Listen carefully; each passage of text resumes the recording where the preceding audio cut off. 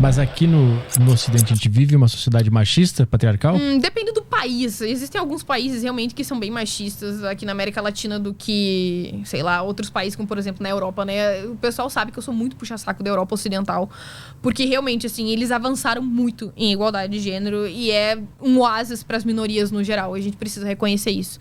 Não tô aqui ignorando o exercício deles em outros países, a colonização e tudo mais, enfim. Mas o que eles conseguiram construir em seus próprios países realmente é invejável. Agora, aqui no Brasil, eu penso que existem remanescentes patriarcais ainda influenciando comportamentalmente nas pessoas. E aí a gente vê isso através da religião, por exemplo. Essa cultura de honra que ainda existe, de querer bater na esposa, de assassiná-la pra limpar a própria honra. Aliás, eu vou tomar uma água pra limpar a própria honra. Pra limpar minha honra. Espada!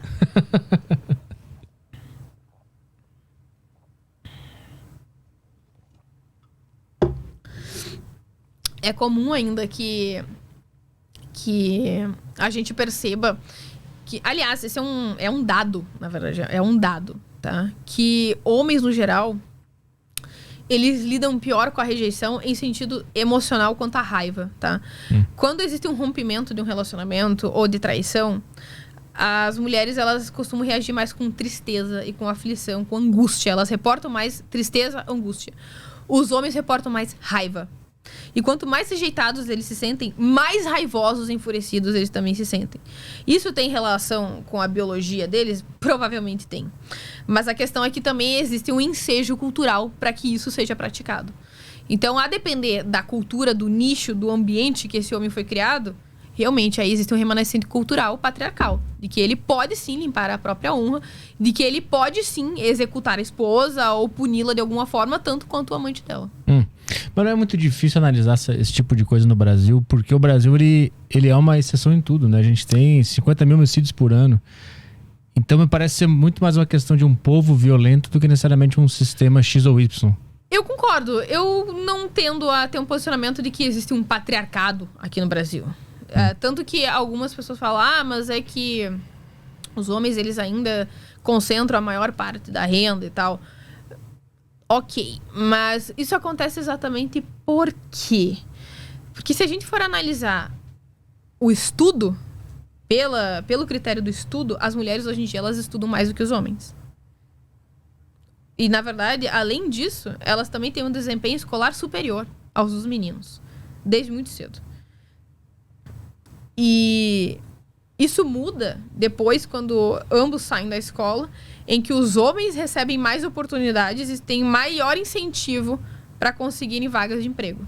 Ok, existe essa disparidade aí. Embora as mulheres tenham um desempenho escolar melhor e estudem mais, elas têm menos oportunidade de trabalho e são menos incentivadas a conseguir uma vaga de emprego. Isso já é um motivo para essa possível disparidade. Mas eu penso que isso não é o suficiente para explicar essa disparidade tão grande. E aí, nesse sentido, realmente, talvez eu seja cancelada, mas existe um fator natural aí. E eu não tô dizendo que os homens são mais inteligentes do que as mulheres e não sei o quê. Eu penso que o fator testosterona faz com que eles sejam mais autoconfiantes. Eles arriscam mais. Se colocar em risco. Isso. Eles tendem a ser mais inconsequentes do que as mulheres. Sim. E aí, muitas vezes as pessoas ficam, nossa, mas tem tantas mulheres inteligentíssimas, brilhantes, e que elas estão se submetendo a homens medíocres. É isso. É a questão de autoconfiança, de lábia, de inconsequência mesmo, de se colocar na situação. E tanto é que é comum que as mulheres, elas tenham mais dificuldade de pedir aumento do que os homens. Teve um caso recente até, que eu soube, que uma mulher, ela tava com muito medo de dar um projeto novo pro chefe dela, de apresentar um novo projeto, porque ela tava com medo da cara feia dele. E era só isso. Inclusive, uma das pessoas que tava tratando ela perguntou, tá, mas tem o risco de você ser demitida? Tem o risco de acontecer algo muito ruim, de talvez tu ser colocada numa posição inferior a que tu tá agora? Algo de concreto realmente na tua realidade? Que seja grave, te impedindo? Ela disse, não, eu só tenho medo da cara feia dele.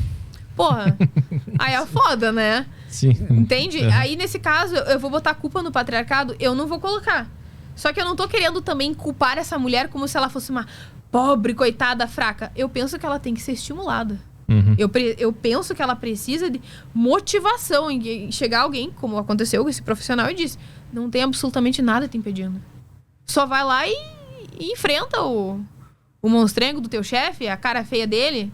Se ele fez uma cara feia, paciência, se ele não gostou, vai pra sua casa, toma um banho, sei lá, sua vida vai seguir, entendeu? Mas se ele gostar, aí tu vai ficar muito bem na fita. Tu tem muito mais a ganhar. A gente tem...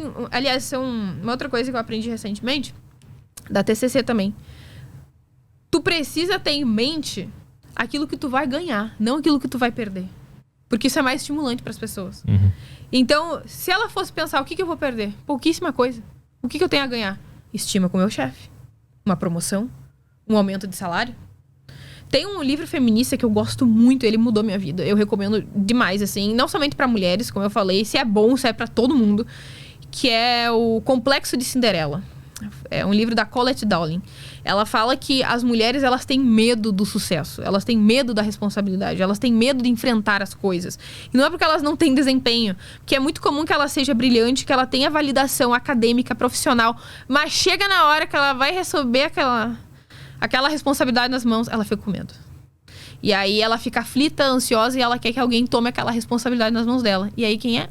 Um maravilhoso homem. Um moreno alto, gostoso, que tome todas as suas dores. E não é porque ela é burra, não é porque ela não estudou o suficiente, porque ela é incapaz. Ela precisa de motivação, ela precisa ser forjada no calor da batalha, como a princesa Xena. Isso é um livro de uma feminista. Sim. Sim, é muito bom esse livro. Ele é recomendado, inclusive, por outras feministas. Tem uma feminista recente que surgiu, agora que explodiu, a Sardá. E ela analisa inúmeros posicionamentos antifeministas de uma maneira intelectualmente honesta, muito interessante mesmo. E ela cita esse livro também como um dos bons livros para as mulheres lerem.